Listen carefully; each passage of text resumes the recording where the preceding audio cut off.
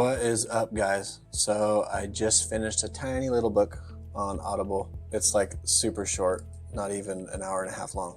So You've Got This was pretty good. It's basically 101 ways to boost your confidence. And she basically just goes through these statements of affirmation is basically what they are. Like, I am committed, I am healthy, I take action. And then she goes on a little rant about why that's important. The main takeaways I got from it were not worrying, basically.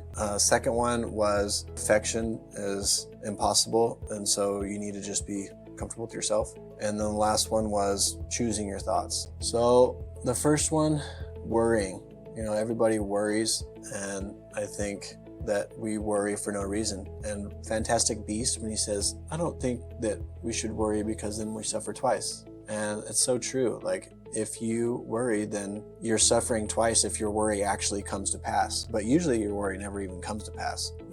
We probably worry about 1,000 things a day, and maybe not even 1% of them, maybe 10 of them actually come to pass, but probably not even that. I think that we worry as a way of self-preservation to stay alive, which is good in a way. But when you start, it's good. We want to stay alive, but you don't want to just drone on that.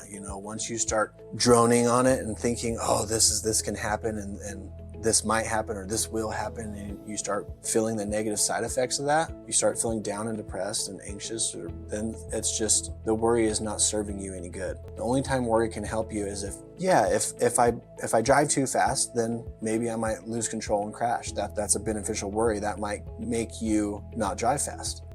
Only if you can take a positive recourse to your worry, then it becomes a necessary worry, or like a necessary evil, if you will. That's not even really worry though. That's just thinking about a possible model of the future that could possibly happen and taking preventative actions to not let that negative outcome happen.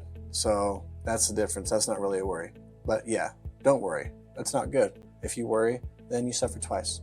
So the second thing I had from this book was perfection is impossible, and absolutely true. And I'm so guilty of this. Like, I have always been a perfectionist, even since I was a little kid. My mom told me that when I was learning to tie my shoes, if my bow ties weren't just like perfectly perfect, then I had to untie my shoe and then redo it all over again. So like, definitely perfection can obviously be ingrained into your DNA, because nobody that I was around at that time was a perfectionist. So it's kind of funny. But yeah, I strive to not be perfect now, and I do my best, but I still find myself making my socks nice and always cutting my hair, twice a week I cut my damn hair. So I'm still human and I still have plenty of flaws, but I try to not be perfect, and I try to, I'm in school right now, and I try to just put a timeline on papers, because sometimes I'll just spend a ridiculous amount of time on those papers that I write, and it's like, I'm never going to get this paper perfect. I just need to set a timeline, a reasonable amount of time to work on this thing, type it out,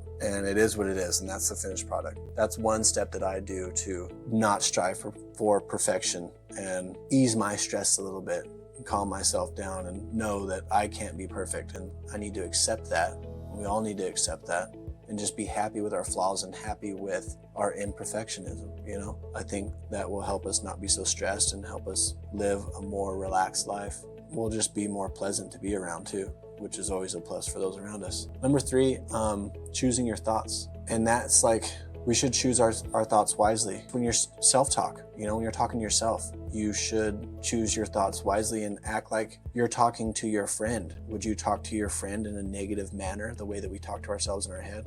I'm guilty of that all the time. I mess up and I'm like, oh, I'm an idiot, And it's like, we shouldn't do that. You're not gonna do that to maybe your best friend. You might be like, oh, you're dumb.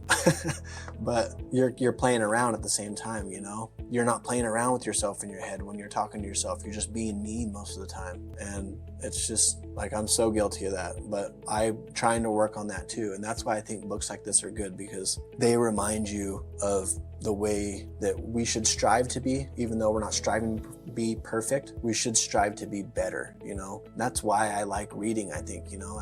As a kid, I used to read all these different, you know, fiction books, and I was really into it, you know? At fourth grade, I read, I don't even know, 100 books or something. I got a medal because I read the most books in the whole school.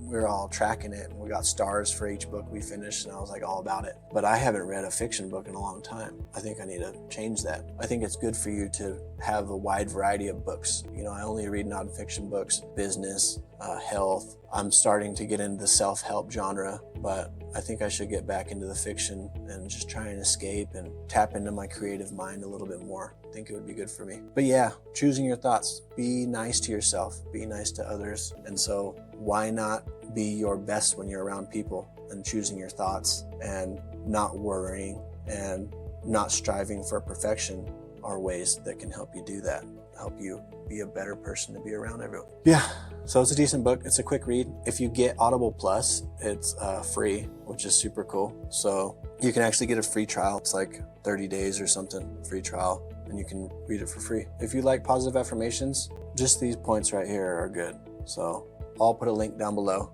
But yeah, I'll see you guys next time.